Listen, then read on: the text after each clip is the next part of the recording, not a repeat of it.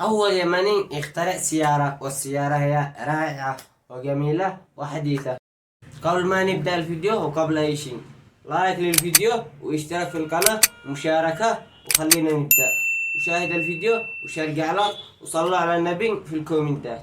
حياتنا، ومهما كانت الصعوبات إلا أنها لا تشكل عائقا أمام ما نريد. وجدي شاب مبدع من أبناء مديرية أحور محافظة أبين، أوجد وبإصرار من اللاشيء أشياء كثيرة. هذه السيارة غمرتين، وتمشي على بنزين، والسرعة إلى 60 وفوق 60، لأن إيش الماكينة ما مشي على ضغطها. لو كان أفضل تكون كبيرة تقدر تبعدها بعيد مسافات طويلة.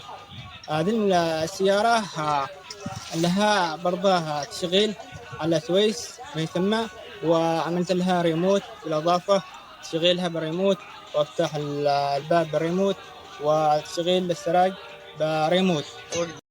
هذا الشاب الذي يدعى باسم وجدي، وهذه السيارة الذي طورها وحدثها والذي تشتغل بريموت. والمفاجأة في هذا الفيديو إنه الأبواب يفتتحوا بالريموت كشكل لامبرجيني.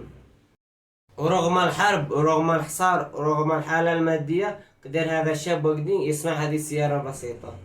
وأنا أول مرة أنزل فيديو زي كذا في القناة هذه الجديدة، لأنه الأولى حضروها. وهذا ليش أنا نزلت هذا الفيديو السريع حتى صورته بالتلفون، لأنه كيمني وحنا نفتخر به ونشجعه إنه يتطور ويصنع سيارات أحدث من هذه. واشتركوا وفعل لايك. تحياتي ولبق لكم كلكم، وشكرا على اللي يفعل لايك ويفعل الاشتراك.